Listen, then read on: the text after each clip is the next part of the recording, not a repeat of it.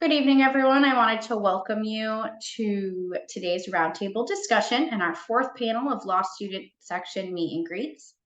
This evening discussion will feature attorneys from the Family Law Section, the Elder Law and Special Needs Section, the Trust and Estates Law Section, and the Real Property Law Section. Well, they'll be providing you with a better understanding on experiences, rewards, and challenges they faced while practicing, all while offering insight on various career opportunities available in each of these areas of law. During this live program, participants are welcome to post questions using the Q&A tab or chat function in the Zoom portal. There will be an open Q&A session after each panel and at the end of the program if there's any further questions. Thank you. Today we will get started with the Elder Law section. Elder Law and Special Needs section. Rick and Laura will be discussing that panel for us. If you would like to just briefly introduce yourselves. I'm Rick Marchese. I'm an officer actually in the Elder Law Special Needs section. I've been a lawyer since 1984 and practicing in this area for over a couple of decades. My practice area is in Rochester, New York. And I'm very glad to be here today and speak to you about our section and about the practice of elder law special needs planning, which I hope to encourage you to get into for the reasons that Laura and I will get into briefly. Great, thank you. And I'm Laura Brancato. I'm a partner with the law firm of Meltzer Lippy down here in New York City. So Rick and I cover the state from top to bottom, quite literally. So my practice area focuses on both elder law and special needs from the litigation standpoint. Primarily, I'm a guardianship attorney and work in both parts in the surrogate and Supreme Court on guardianships, either pertaining to individuals with cognitive incapacity or disabled children under the Surrogates Court Procedure Act. And I've been practicing in this area of law for about 15 years. Prior to that, I spent a good amount of my early part of my career at the district attorney's office in the Bronx. So I started in criminal law and made the transition over about 2009 and been working in this area specifically ever since. And it is a very rewarding practice area. And I think you'll learn a lot from Rick and I today about why you should consider work in this specific area. And I do sit in the Elder Law Special Needs Section Executive Committee, and I've been working with the Bar Association for many years, and we'll talk about the benefits that can provide. Perfect. Thank you so much, guys. So first question starting off is, how did you decide on your practice area? I find it interesting that Laura started in the DA's office because I started in the public defender's office. So I was a criminal defense attorney for 10 years and then got into working as counsel to the Monroe County Department of Social Services, where I cut my teeth on Medicaid eligibility and for specifically working with adult protective services and eligibility for nursing home and community-based care for the disabled population for the elderly. And you may think, well, isn't Medicaid for a program for the poor, or isn't, how can that be an exciting area of practice? Well, as Laura well knows, Medicaid eligibility is one of the most complicated areas of the law to practice in, particularly for nursing home care. It's almost like navigating through the tax code. It's almost worse than the tax code, actually. It takes a great deal of years of experience and expertise, and you have to like problem solving and because it's really, really difficult. I love this area of practice because it's very client oriented. You're always meeting with clients, and you're helping people. And that's the primary reason I love this practice area is you're helping families in need, whether it's a family that has autistic children who you have to set up a trust for, or parents or spouses who have had early onset Alzheimer's and maybe need to go to a higher level of care, and we're trying to preserve assets and save money for the family. it's a very rewarding area of practice because you can go home at the end of the day and say, really, I helped someone and I made a situation better. I often tell my wife my weeks are filled with crying daughters and parents or spouses, and it's just it's you come to realize that families out there are doing a tremendous amount on their own to care for their loved ones. And they come to see us sometimes as a last resort, and we're here to help. I'm sure Laura can add on to that. Yeah, I totally agree. So I think it's actually a really interesting viewpoint to say that we both came from public service of a different kind in what I would consider more of a public service type role. The district attorney's office is, a great way to get a lot of experience. It's not a great way to save for retirement or some other really important things.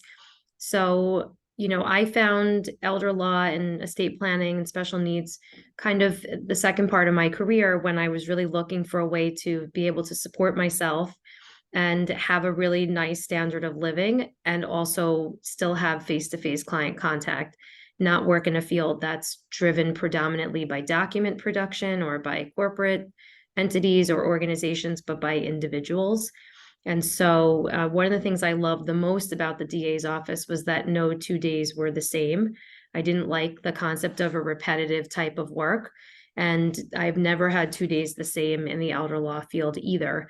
And that's because everybody's needs are different. And I agree with Rick wholeheartedly that we really touch the most vulnerable members in society, whether they're disabled children, children born at birth with injuries or illnesses, all the way through people at the end of their lives, guiding them through end of life decision making, and some of the most vulnerable and scary times in a client's life and in a family member's life.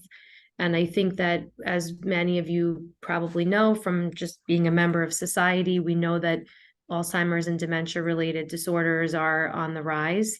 And we know that, if 1 in 4 people advance into these issues, we're going to have more and more clients who need our help. And I was really drawn to an area of practice that's expanding. I think we're technology proof in a lot of ways. A lot of what we do goes far beyond AI or computers, or there's no replacement for the type of decision making and, individuality that we bring to this work. We're not looking at mass document production, but on individuals and their families. And so we really have a robust practice area, and there's so many different things you could focus on within the elder law special needs umbrella, which is a really exciting opportunity.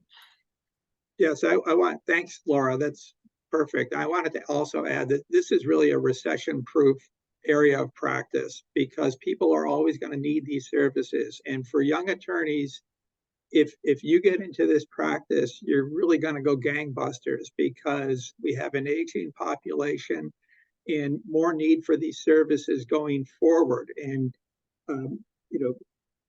if you're getting into this field as a young attorney, you're just going to build a great career, and it's going to go skyrocketing. I'm a partner here at our firm, Woods Oviatt Gilman in Rochester. We have about 100 attorneys, but we have an elder law practice that consists of 2 or 3 attorneys and 3 paralegals, and it's really thriving, and it should continue to thrive as well. So it's not a throwaway field by any stretch of the imagination. You're going to do very well, earn a great living at the same point, help people problem solve, and get involved in fairly complex matters that really you'll like the opportunity to do that. Perfect. And how has your section supported you in your career? It's invaluable. Yeah, I can't think of a more collegial area of the law in our practice. Our section meetings, we just had a meeting, our fall meeting in Saratoga. Laura was there, I was there. It was attended probably by over 100 members of our section. The networking is outstanding. The ability to talk to people And if I have a problem on a guardianship or some other litigated matter, I can call Laura. She's going to get back to me right away, vice versa. We're all in this together. And I think that probably stems from the fact that, again, we're in this field to help others. It's complicated, and we rely on each other to help out. It's not cutthroat. That's what I love about this area. Other areas of the law, like the PI work can be somewhat, cutthroat, but we're all in this. We all see this as a family area of practice, and we're all in this together. I agree. I think we have, from what I understand, at the state bar level, we have one of the most active sections in the bar. Our meetings are always informative. I genuinely look forward to going. We have 4 section meetings a year, and being together, meeting each other's children and family. So the section has supported my growth because it offers so many different opportunities to speak and to learn. The programs are always informative. They keep all the lawyers in the practice area up to date on all the adjustments and changes. As Rick mentioned, Medicaid is a huge part of our practice. Well, the regulations pertaining to Medicaid change regularly. And so we meet and get together to confer and collaborate on the best way to help our clients, sharing information, sharing documents, samples, just really closely knit group. It reminds me of a law school study group in a lot of ways. It reminds me a lot of that, finding people that you really mesh well with, and then knowing there's, I hardly ever, when I meet with a client, turn a case away, because I know even if I'm not sure of every single detail, I have a network of people who can help me help that client and make sure they get the highest quality of service. So, and I think what makes us so close is we deal with some of the most serious issues. As I said earlier, practitioners, and this used to happen to me a lot in the criminal world too, you're kind of the only other people who know what your work is like and how stressful it can be, how overwhelming and emotional it can be. And we definitely rely on each other for that emotional support. When you've had clients pass away during COVID, I know we all relied on each other a great deal. We all had a large number of clients who passed away. It's very stressful. And I find that only my elder law colleagues really understand the type of circumstance that I'm working in. And so it's a really collegial and close group. We're really lucky. Perfect. And what was one misconception that you had about your area of practice in law school? Well, I wasn't really, when I went to law school, I'm not even sure if this area of practice existed. This was really an outgrowth of the trust and estate work, and the need as the cost of care skyrocketed for nursing homes, and as there was a recognized need that there weren't mechanisms to protect the resources of disabled individuals. This has really popped up in the last 30, 20 years, and there's an upward trend in that. In terms of a misconception, I think the misconception is what I stated at the beginning. People think, Medicaid, how can that be an area of practice? Or what planning is needed for disabled individuals, or why would I be interested in that? Well, it's not what you think it is. It's very for the Medicaid aspect of it, it's problem solving, very complicated, as I stated. So it's very analogous to navigating through the tax code and helping out people. And it's an area that you have to learn because it's fraught with peril if you're dabbling in it. So I think that was the biggest misconception, that it would be a rather dry area of practice, and it's proven to be the exact opposite. Yeah, I knew pretty early in my legal career that I wanted to be a litigator. And so I would say that the biggest misconception was that there would be no litigation involved in elder law, and that if I wanted to be a planning attorney or an elder law attorney, that I would not have access to the courtroom. And I'll say, rather unfortunately, that's not at all true. In fact, I'm busier as an elder law litigator than I ever was in any other field. And that's a result of the way that society is changing, the number of people who need help, the victimization of elderly people, scams and elder abuse. And so it's not great, in my opinion, that elder law litigation is prolific, but it's, from a practice perspective, as Rick mentioned, absolutely recession proof. And we found that what elder law kind of mimics what's going on in the world at large. And when the world at large became a little bit more conflicted, when we had the pandemic, now we have unrest, we see that kind of spill over into families and their relationships with one another. And so we've seen, 100% increase year over year in this area in terms of litigation. So I did have a misconception that I would not be able to access the courtroom. And I'm probably doing more trial work now than all of my years at the DA's office combined. So that's what I would say. Perfect. So I'm going to open it to questions. If anyone has any questions, they can put it right in the Q&A. While we wait for questions, what is one piece of advice you would give a law student? Well, I think the old adage is still true that they don't really teach you in law school how to be a lawyer.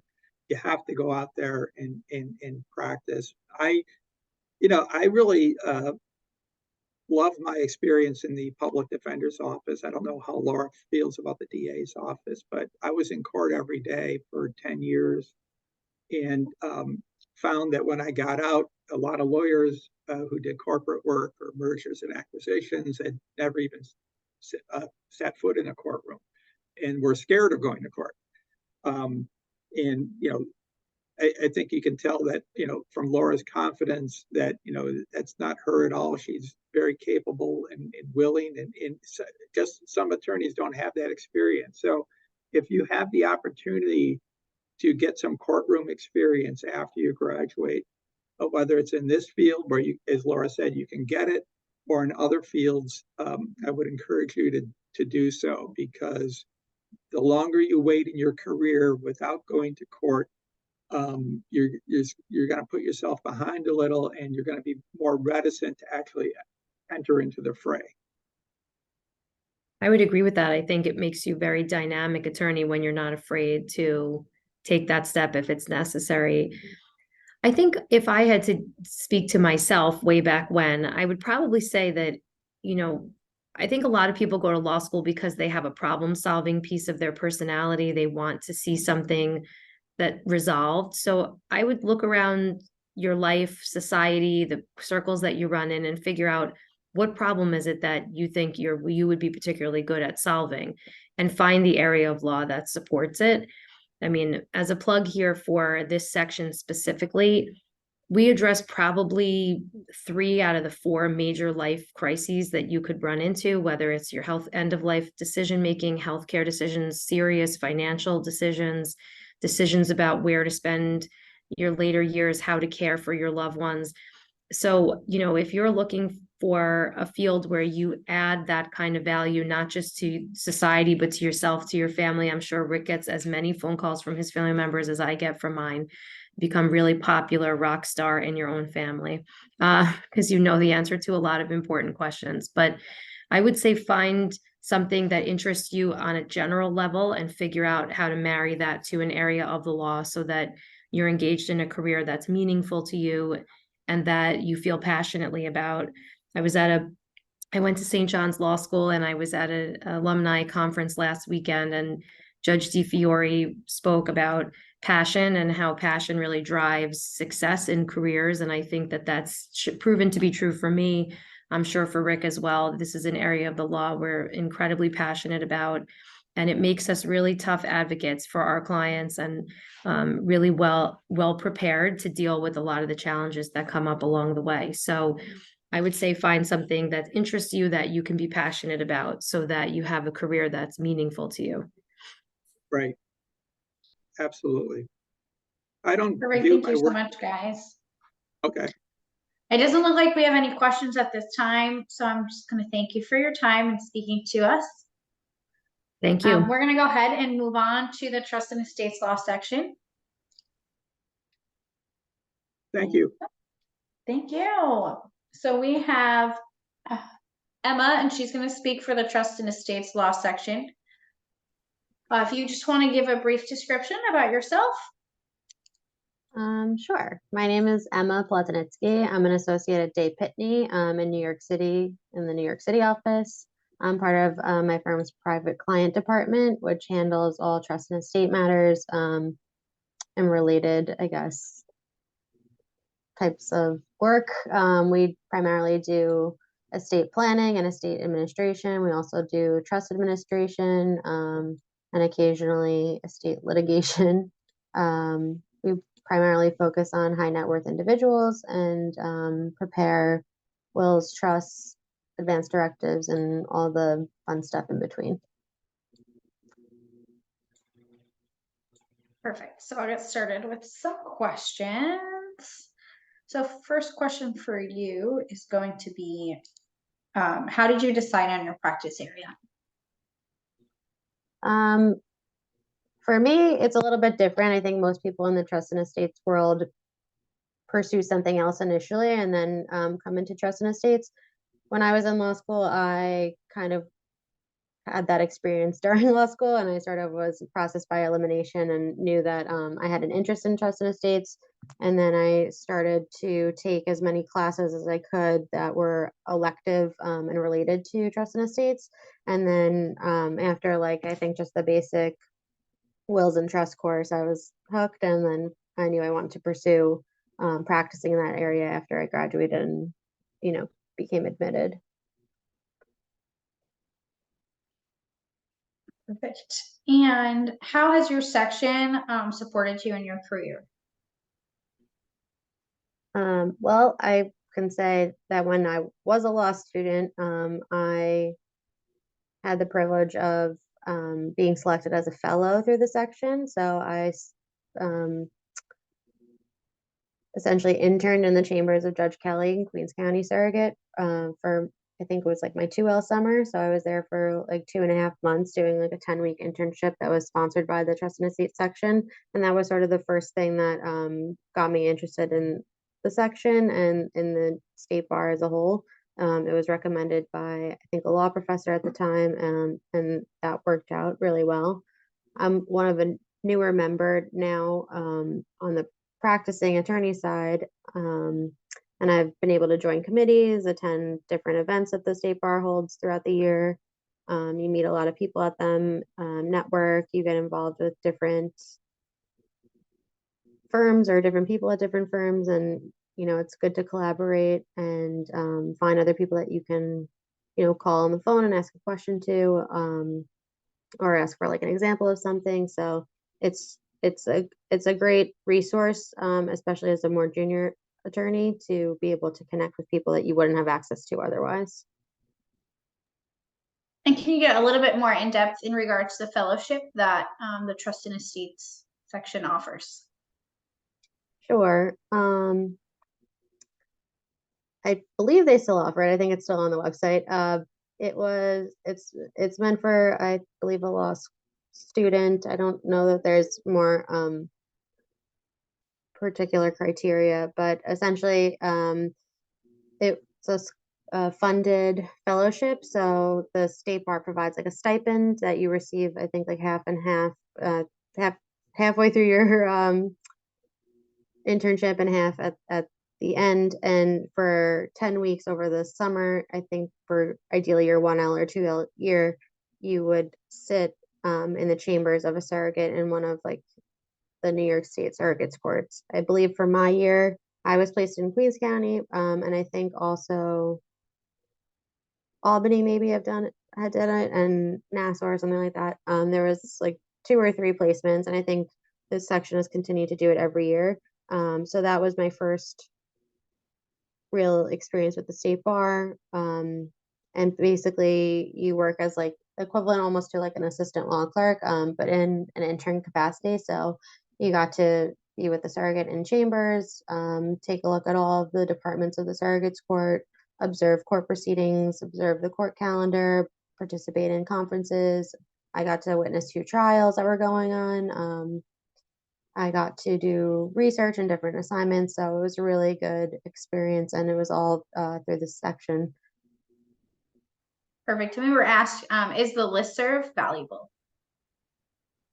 Yes, that is the number one place to get good recommendations and information or someone else's opinion on something that's a hot topic in the area. So that's always something that's good to look at if you're starting from scratch or you know you met someone or need a call or something or whatever. It's a great resource, yeah.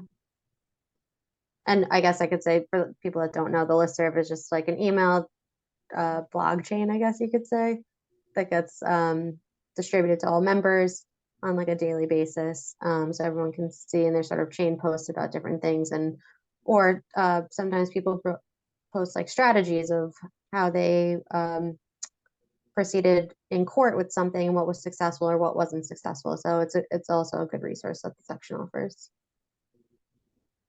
Perfect. And what was one misconception you had during law school about your area of practice?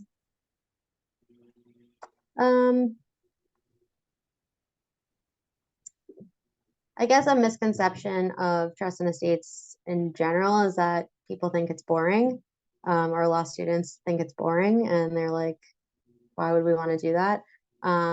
This is one of the, you never have it the same day twice. I mean, every estate plan that you do is for a unique individual who has different things going on in their life. They're at a different point in their life. They have different types of assets. They come from different backgrounds, cultural aspects of a person's identity come into play in the estate planning process. So it's definitely not boring from just like a day-to-day perspective. And it's also, you know, for anyone that likes an academic like challenge, there are so many technical aspects of estate planning, especially with the tax code. So it's also a good place for people that like to study and maybe be a little bit more transactional than necessarily litigating or being involved in the courtroom. There's tons and tons of things to learn, and I don't think anyone ever stops learning in this area of the law. When I first started my first job after law school, they told me, you know, you're not going to feel like you know anything until at least 3 years from now. And I think being on the other side of that, it still feels like you don't know anything, but you really do know so much. So you're just constantly learning. There's so many things to know. There's so many different things you're going to come across that you had no idea would be relevant to estate planning, but they are. So it's always something interesting, and you know, you never have the same day twice. So I would recommend it for those reasons. Perfect. So I'm going to open it up for questions. So if any of the participant has additional questions, you can put them right in the Q&A. While we're waiting for that, what is a piece of advice you would give a new law student? Attend as many events as possible, preferably through the state bar if you're looking to join the section or become involved.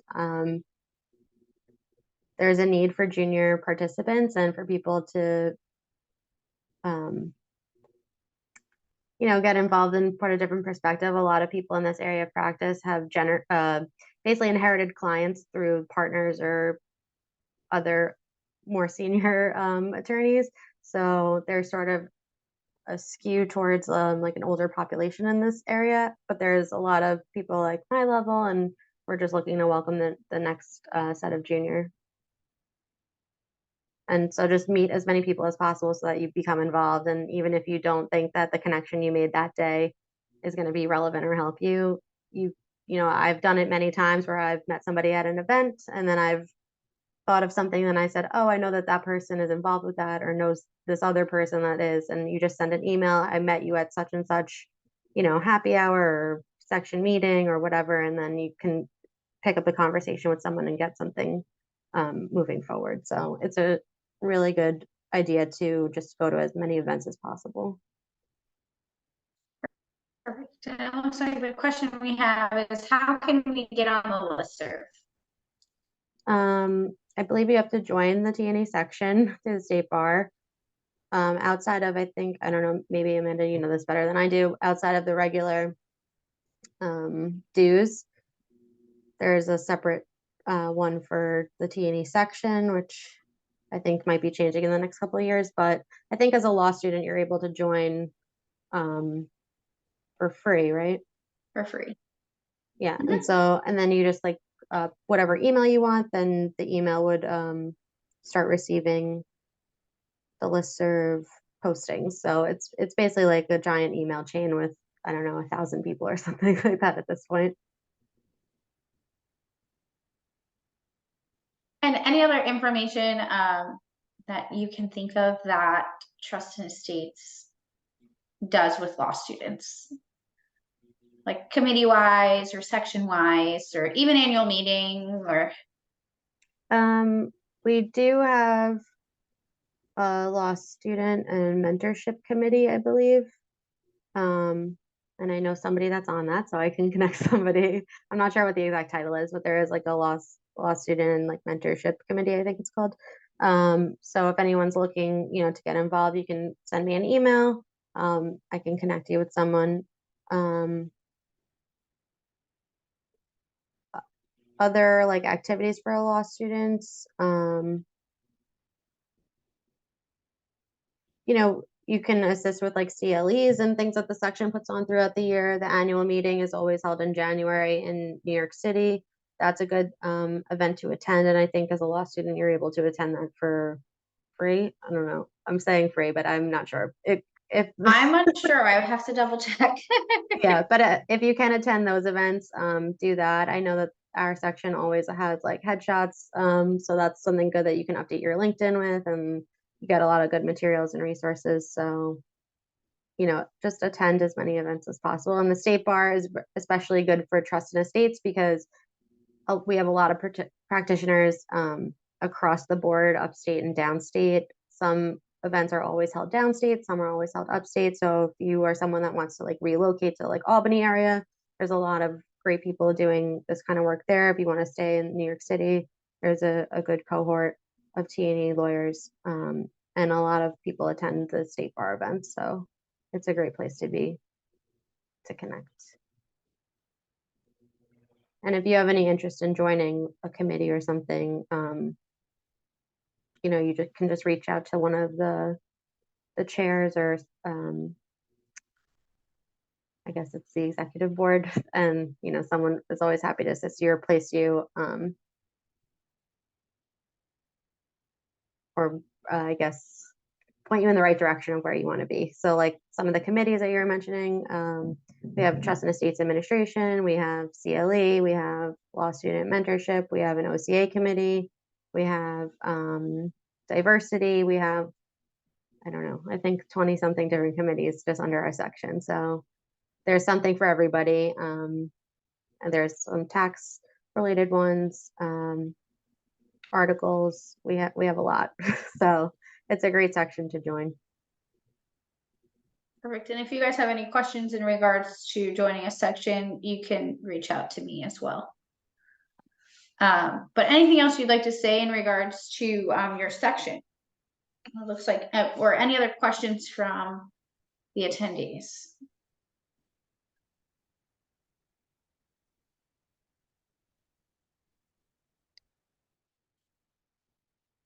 Doesn't look like we have any other questions. Okay, if anybody, comes up with something, feel free to email me or reach out, or email Amanda and she could pass along. That's fine. Yes. Thank you so much for your time. You have a couple more minutes left if you have anything else you'd like to say. I can't think of anything else except join the section and get involved as a law student. If you're thinking about applying or you don't know what you're going to do for the next summer, look into doing the fellowship. That was a really great experience. I'm not sure what the pool of attendees is, but if anyone's like a 1L or a 2L, maybe you're interested in that. The one thing for T&E is like it's hard to get experience at law school because there's not, or at least in my law school, we didn't have like a trust and estates like what's the word, like a clinic for it.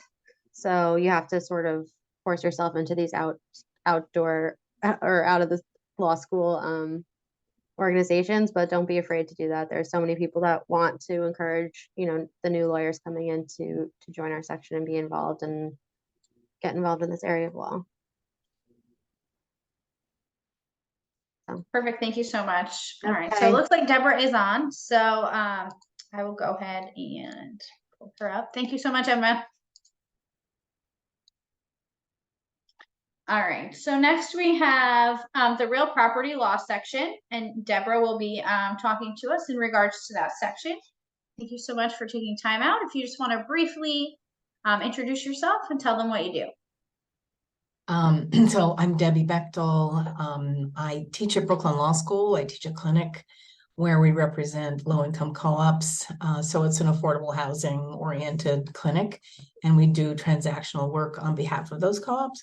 So before I taught, that was my practice area for about 6 years before I started teaching. Okay, thank you. So we'll start right off with some questions. So your first question will be, how did you decide on your practice area? Well, I knew I wanted to do public interest work. So in law school, I was, I'm going to do public interest. Don't know what that's going to look like. I got a job at Legal Services in Chicago. So, and there I did family and consumer and housing work. When I moved to New York, I figured I would follow up on one of those specialty areas. And it just happened that, that the job that I got was more housing related. And it was actually representing low-income co-ops, who I now still represent. But it was in the days when the Ford Foundation was putting money into community development around New York City. And so my work actually became transactional at that point. Like I didn't do any litigation anymore. So there I would say I sort of fell into transactional work. I was looking for something related to housing, and it just turned out to be transactional. And so I would do shareholder meetings, I would do loan closings, selling units for these buildings, forming entities. And it actually turned out to be, I think, really appropriate for my personality and skills, but I wouldn't have known that. I don't think it just happened. So yeah, I can elaborate on any of these pieces. And how has your section helped you in your career? There, I have quite a bit to say. So I guess I think I probably first started because I am a co-op condo specialist, although it's in this little niche of affordable housing co-op condo specialists. I sort of became aware that the State Bar Real Property section had a co-op condo committee. And I finally managed to get myself out of my office and go to a CLE. And I started going to the committee meetings of the co-op condo committee, which is still one of, I think, probably our most active committee in our section. And what was great about going to the meetings is that committee it only has official meetings twice a year, but they invite the Attorney General, Real Estate Finance Bureau representatives to come make a presentation about what's happening in condo world and how many plans and new regulations and so forth. So it was really I always came out feeling like, even though this was public information they were telling us, it was kind of hot off the press. Like I felt like this was an opportunity to hear from somebody who they had brought in as a speaker.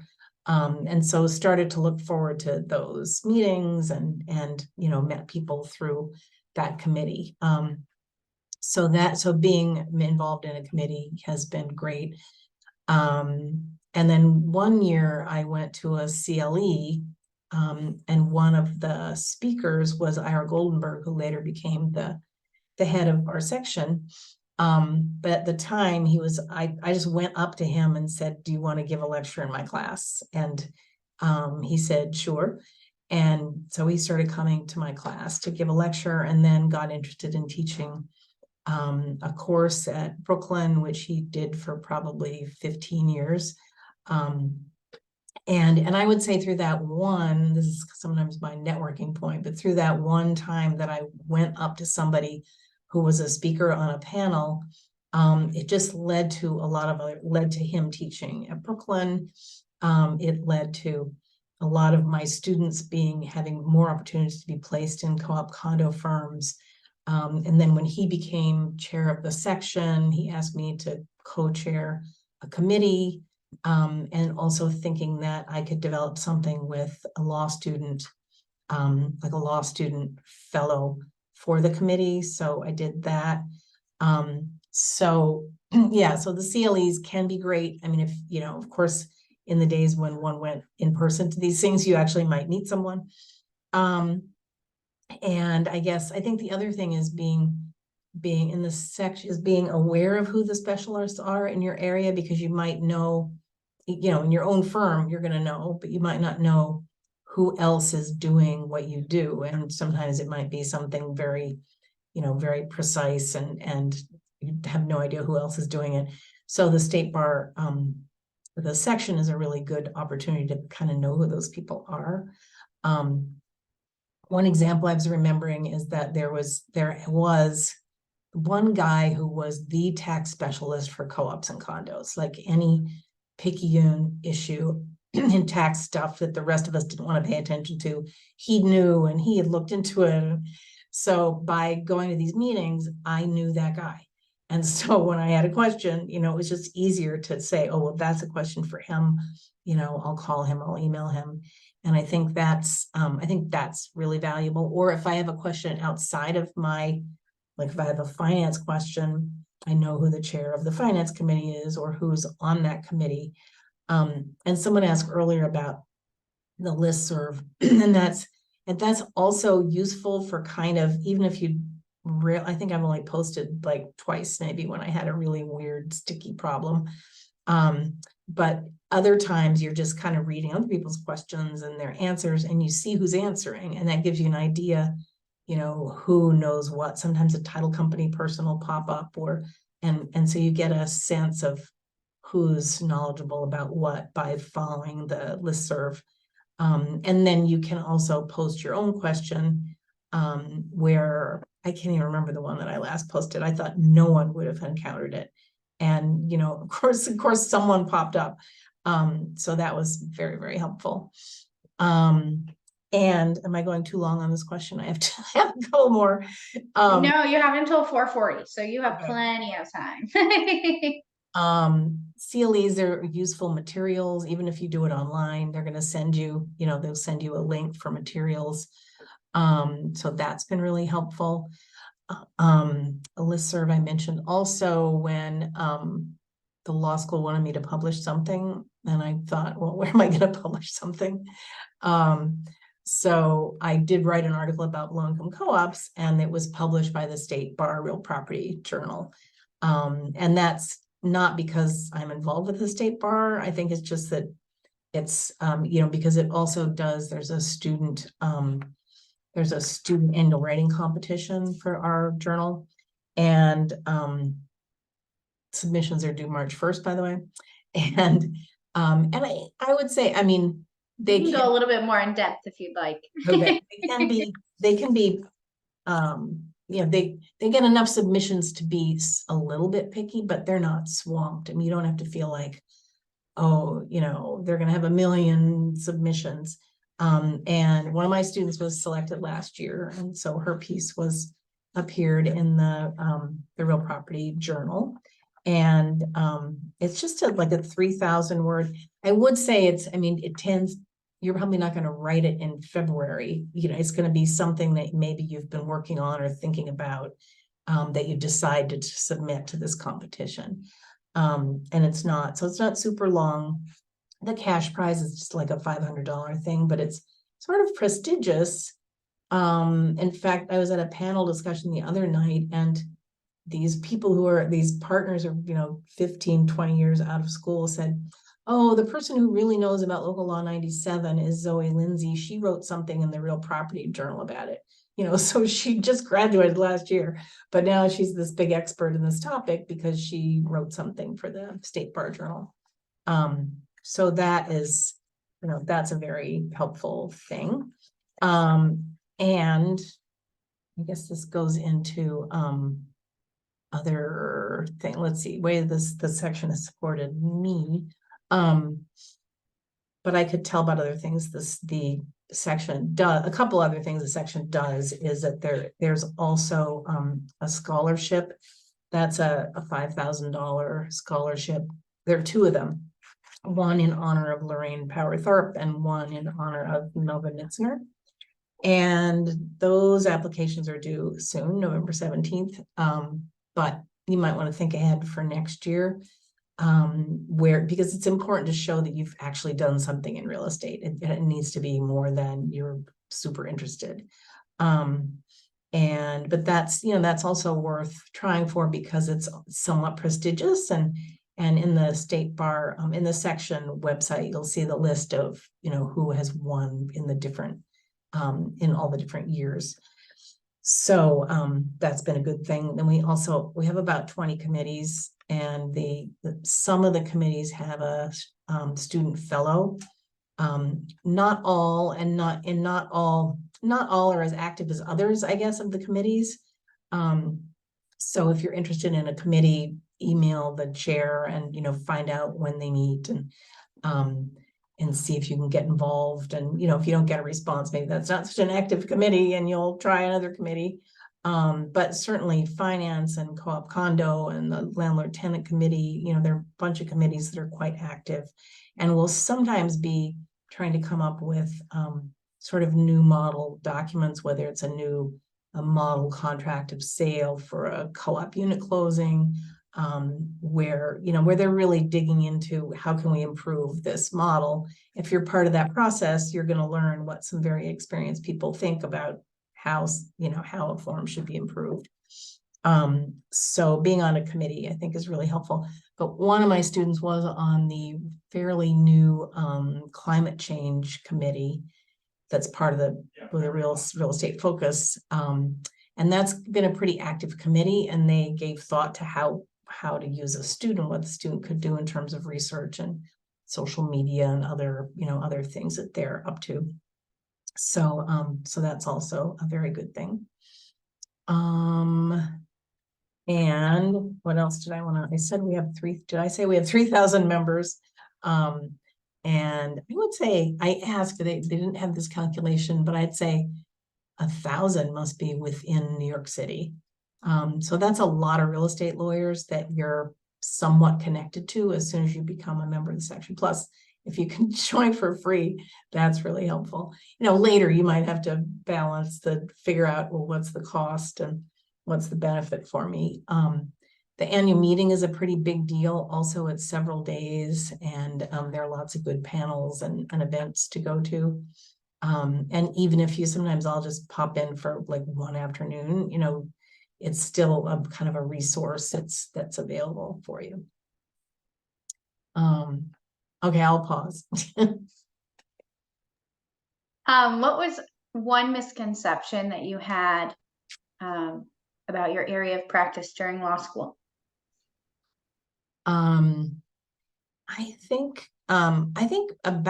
probably about being a transactional lawyer, because in those days, and still a lot today, I think the curriculum is very much focused on litigation and case law analysis. And so whether it was a misconception or just like something that I didn't really think about because it wasn't so much a part of what I was learning, was how many people are basically doing deals, or they're reviewing contracts, or they're doing deals, and that's probably close to half of the lawyers who are out there. And yet you kind of think that you have to be this courtroom person, which I think increasingly I started to feel like I wasn't necessarily that person. So I think that was something, and I think it's still in law school, it's a little difficult to even know what transactional work is, because there's so much focus on the case law analysis. And that's where that's where taking clinics and doing externships helps you to get a sense of what these things are and how they can benefit you, what fits for you. It's a very good way to figure out kind of what fits. Perfect. So I'm going to open it for questions, but I'll allow you to continue. So what is one piece of advice that you would give law students? Well, I heard what the last person said. It was the same thing I was going to say. I mean, I spent a lot of time giving advice to students, so I have plenty of things, but what I was But I would say it's a boring and typical answer, but I do have a bit of a spin on it. And the boring typical answer is networking and, just get out there and, meet people. The spin, I would say, is to realize that networking is not just that event where you're standing there with a glass of wine trying to think who you're going to talk to. And I think those can be uncomfortable and off-putting for a lot of people. But I think if you realize that it's also joining a committee, being involved in something, joining a committee, state bar, or some other type of committee, or even doing something that's not law related, that's in your community, a political issue you're concerned about, because you're meeting people that way, and there's probably going to be a legal angle to something that you're doing or thinking about. And the part of the point is just to meet people and learn about the profession that you're going to be entering. So just don't feel like it's only that one thing. Also, LinkedIn is really important, I think, and a good resource. And if you don't want to be wandering around with a glass of wine at this event, but you want to be at home just clicking, please link with me or whatever, that's, I think, very helpful. And a lot of times I find it interesting to look at the sort of the arc of people's career on LinkedIn, and to see when they move from one thing to another. And I wonder why they did that. And sometimes I'll connect a student with somebody whose career I think is interesting, where they've just done a number of different things. And you just find that out from LinkedIn. So think broadly about the networking. Don't feel like, I just don't like it, or I can't do it, or, but because there are plenty of things that you can do to kind of get out there and learn. And even getting to know professors, I was thinking also, we had a number of book talks recently because a number of our professors came out with books this fall. And, I don't know how many students go to those things, but it could be a good idea to get to know a professor that way. So, and I already said about clinics and externships. So that's my main thing there. And you did mention that your section does fellowships. Do you want to go a little bit more into that? We have what we're calling student fellows for the different committees. And each committee really has interpreted that differently. The students are just there for the discussion of whatever the committee is doing. Others might ask the student to do particular research on an issue that they're interested in. Some might have students posting on LinkedIn about things that the committee is doing. So it varies from committee to committee. And I think, probably means that a student needs to maybe want to first just join a committee or find out what they're doing, and then figure out if you want to be a student fellow for that committee. The scholarships that we have are really more an honor than they are that you do something. So the scholarships that I mentioned are, you apply to sort of be honored as the Mel Minsner Scholar or the Lorraine Tharp Scholar. And so it's not exactly a fellowship. Oh, and I didn't say before, we also have an internship program that was kind of, when it was first developed maybe 10 years ago, the idea was to try to encourage law schools to allow students to get extra credit for working in a law firm, and to try to convince law firms that there are things that students could do for credit, and that it's worthwhile to mentor such students. And so we probably still only have maybe 25 firms that are doing it, but we have everything from, big law firms to two-person firms that are participating in the internship program.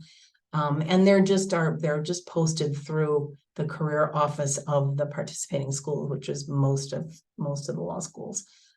So the state bar's main part in it is kind of recruiting some of the firms to try it, and join the program, and then letting the schools know that we've gotten, these following firms to volunteer. All right, so we have a question. Are there any fellowships for LLM students? I guess that, let's see, well, I think any of the committee fellowships that we have, which are, as I say, fairly informal, it could be anything from just being part of the discussion to doing some research. And certainly LLMs can join committees and be, could be considered to be the fellow for that committee. So that's not limited to JD students. The scholarships might be, I don't remember that. But that's it's on the section website. Perfect, thank you. So it looks like you have about 15 more minutes left. Is there anything else you'd like to add? If anyone has any additional questions, just feel free to put it in the Q&A.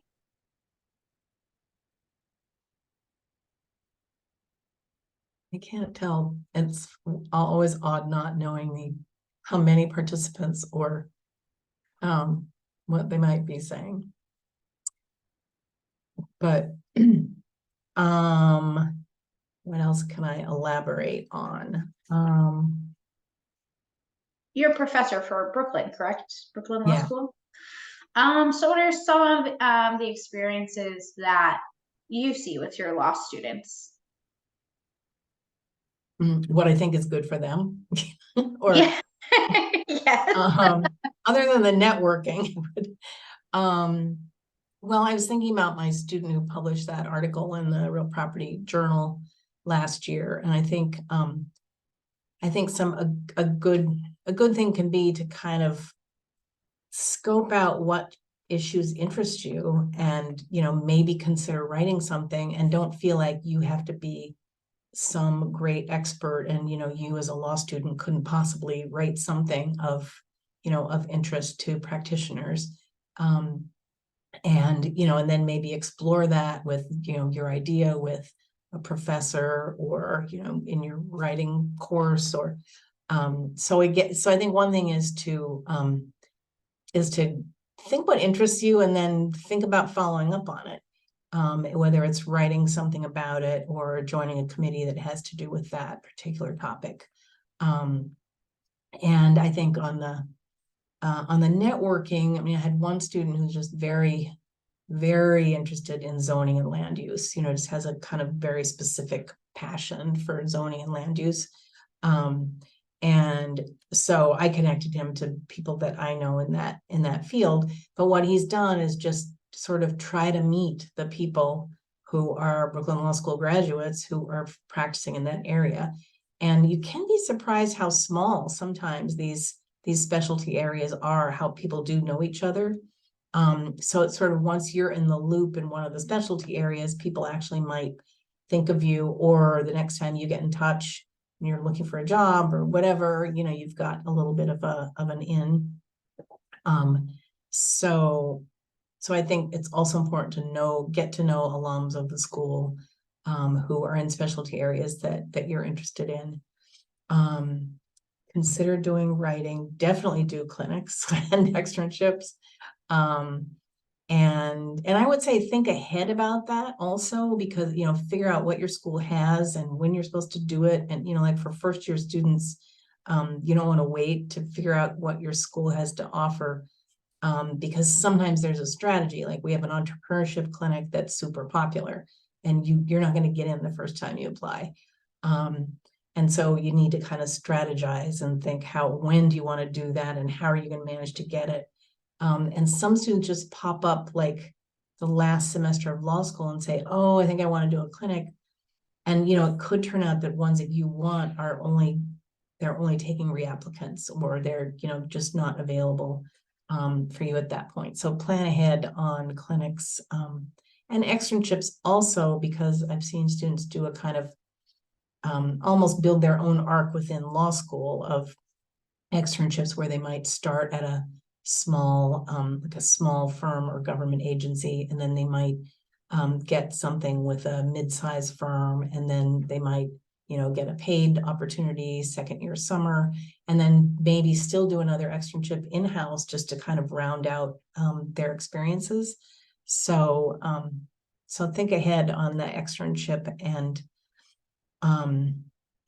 clinic stuff, and just talk to other students. Like if you join a student group, you'll get to know students a year ahead of you, and sometimes that's where some of the great advice comes from. They'll tell you, what professors they like and what courses they recommend and what clinics.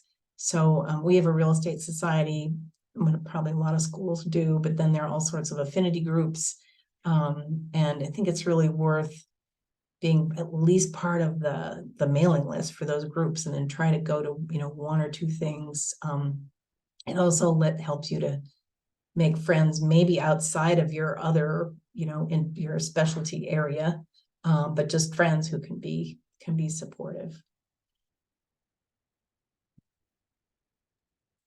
Perfect. Thank you so much. It does look like we have Peter on, so I'm going to thank you for your time. You did it. Thank you. Thank you. We're going to go ahead and And move you see along. you know where I am if anybody wants to email. Thank you. Perfect. Thank you. We're going to move along to the family law section. They're next to discuss. And we have Peter. Peter, if you would like to give a brief description about yourself, that'd be great. Sure. Before I do that, I'm going to say sorry to everybody because I'm going to go off video because I just got out of court, and I'm walking to my next meeting. So bear with me, but I have no problem talking. I can easily do this. So a little bit about myself. I graduated from Indiana University in 1998. I went to work for PricewaterhouseCoopers. I became a certified public accountant. I worked there for about 5 years, always with the theory that I wanted to go back to law school and build off of that.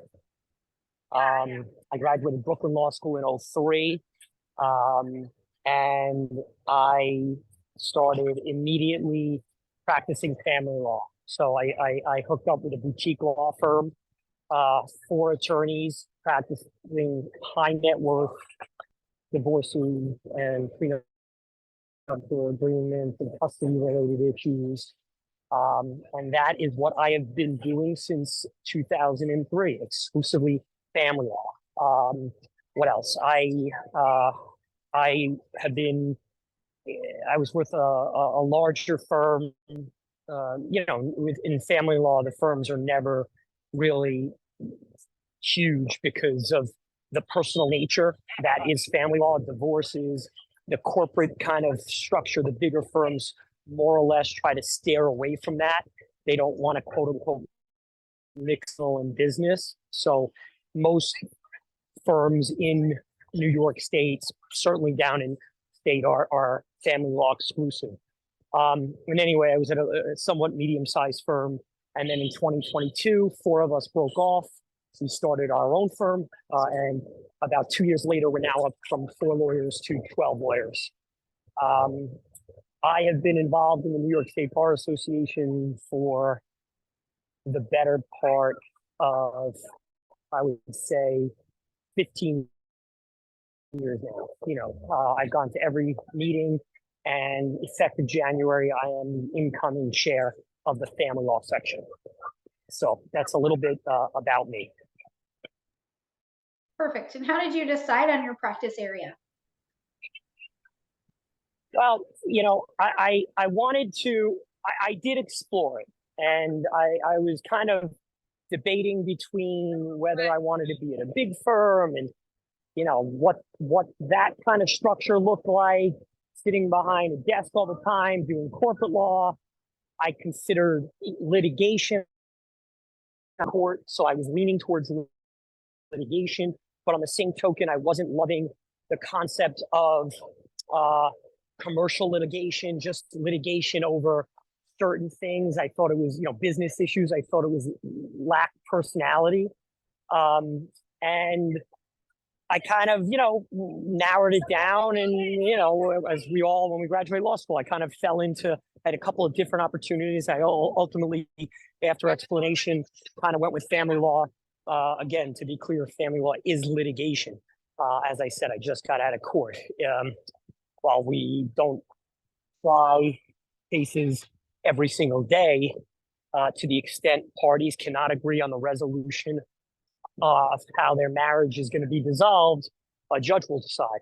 Court, litigation, trials. So that's kind of how I fell into it, and certainly my CPA and my background kind of helps with the specialty that my firm focuses on, which is kind of like, I don't want to just say high net worth, but unique valuation issues, business valuation issues. And I've certainly learned the custody aspect of it as well, but my financial knowledge and my CPA has kind of helped with the tax related, tax review and business valuations and understanding how the asset structures are divided and so forth and so on. So it's lent a little bit of credibility to what I do, certainly when I'm working with experts in my field. And how has your section supported you in your area of practice? So, I only heard, sorry, I'm on the streets. The section has been amazing. I'm going to echo what I think you've probably heard. And I don't have a survey of, who's on the call or how many, but if you are not networking right now, you're behind the eight ball. Okay. Whatever that means, getting out there and learning about different practice areas and reaching out to different practitioners and organizations, as a law student coming to, if you're interested in family law, come to the family law section meeting in January, meet family law attorneys. If there's a trust in the state section meeting, go there, show your initiative.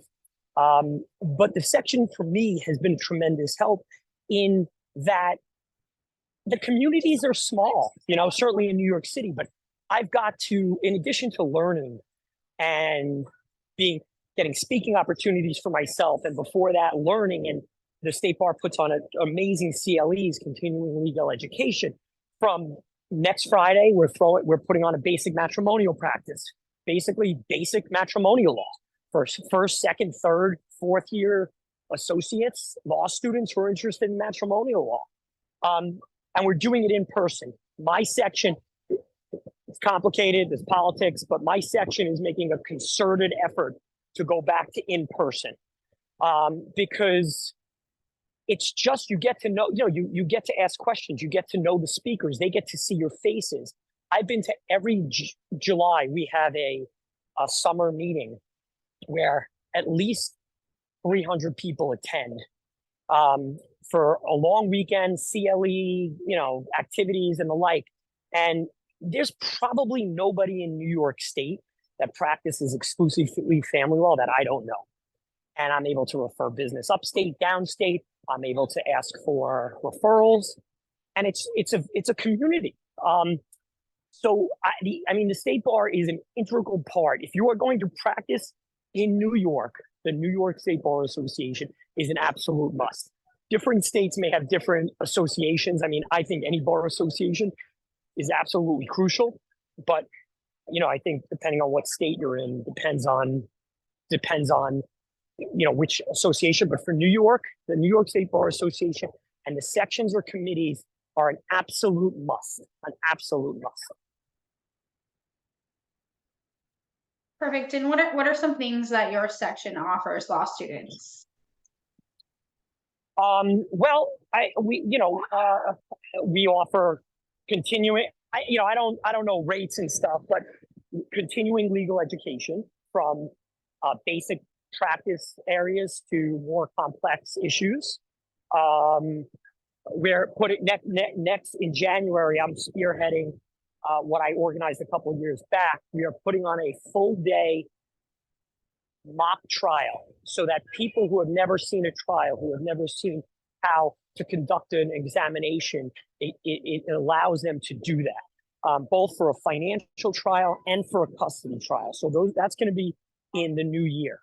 CLEs, we have fellowships where we offer quote unquote scholarships for a year that we pay for you to come and attend the annual meeting, which is here in New York City, and then our summer meeting, which this summer in July will be in Boston. First time we've ever done it in Boston. It's my meeting. I'm spearheading that one as well. And again, it's the networking. It's getting out there. I in the last 10 years, I've had law students ask me, what should I do? What should I do? And I repeatedly tell them, if you're interested in family law, of course, you come to these meetings and you just observe and listen and introduce yourself. And you never know, especially in my field, family law, where there are boutique law firms, smaller firms, as opposed to bigger law firms that have classes, right? Oh, we're hiring 50 people this year. We don't do that. We can't do that. So it's kind of a matter of happen circumstances.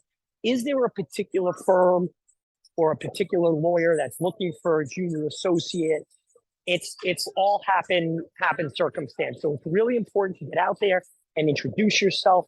The other thing that I would say you should be doing is, if you, as the prior speaker said, is pick up the phone and reach out to the lawyers from your law school, or get a state bar directory and pick up the phone and say, hey, I'm a law student. I'm really, really interested in this area of law. Could I come by your office and have a cup of coffee? That's it. Not looking for a job or anything in particular, but can I come by and have a cup of coffee? And I would bet that 9 out of 10 attorneys are going to say yes, absolutely. And you'll pick a time, and that's what you do. And you kind of learn about the practice, the specifics of it. You ask questions. It shows initiative. It's all about networking. And what is one misconception you had during law school about your area of practice? Oh, I don't. The truth be told is I'm not sure that I don't know that I was smart enough to even think I should have a conception or a misconception. The one thing I would say about family law, I get a lot of young lawyers or young law students who come to me and say, well, I want to help people. And that's great. We should, this day and age, we should all want to help people. And certainly what I do for a living is absolutely 100% helping people navigate through some of the worst times of their lives. That being said, the bottom line is that it's a tough business. It is litigation. Nobody wins in divorce. Okay, there are no winners. So everybody loses. Nobody walks out feeling like, oh my God, this was such a wonderful experience. Thank you very much. It's hard. So I think the biggest misconception is that you're quote unquote helping people. You absolutely are. But you don't necessarily think that there are going to be thank you cards and abundant. Now, I just walked out of court. I did a great job. My client was so happy. She thanked me profusely. That happens from time to time, but that's a little bit of a misconception. In my area of law, specifically divorce, you are guiding people through what is one of the most difficult times of their lives, other than death, divorce, something like that. So it's tough. Perfect. So I'm going to open it up for question and answers. So if anyone has any questions, they can put it right in the Q&A box. The next question would be, what is one piece of advice you have for law students? But I feel like you gave some advice already.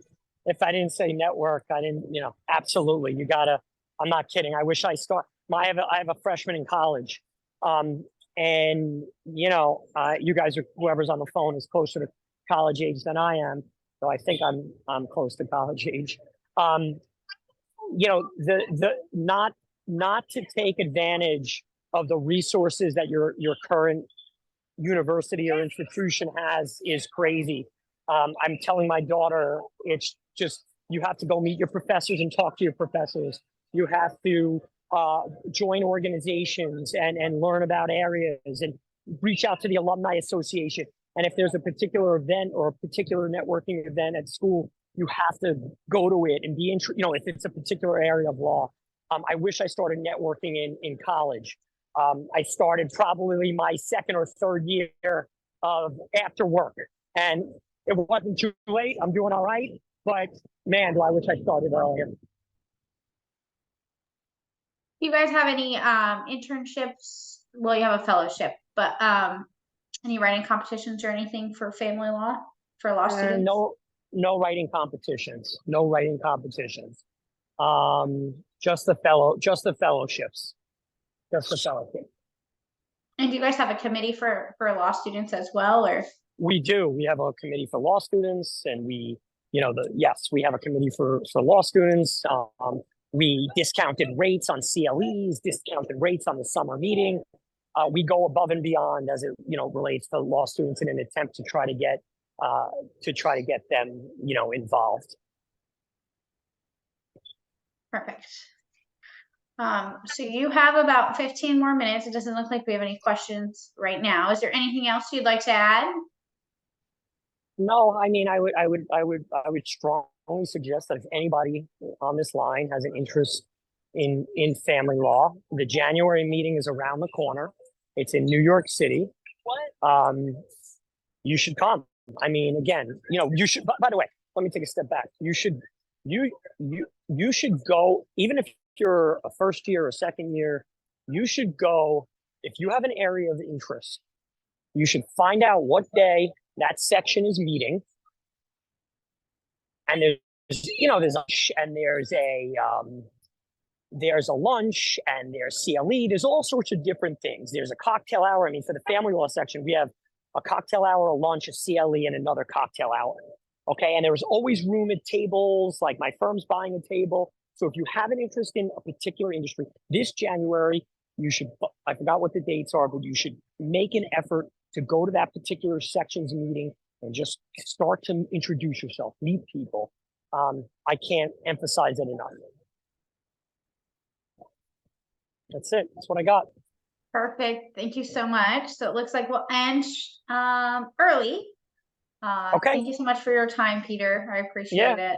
Of course. And if anybody on the line has any, wants to ask specific questions, just Google me and email me, and happy to meet you for a cup of coffee and so forth and so on. So no problems. Please feel free to reach out. Thank you. All right. Bye-bye. Bye. I just want to make everyone aware that Thursday, November 2nd, Tuesday, November 14th, and Thursday, November 16th is our last 3 panels for people to meet and greet the other sections. Feel free to sign up. If you guys have any additional questions, don't hesitate to email me either. Thank you so much for your time today, and have a great day.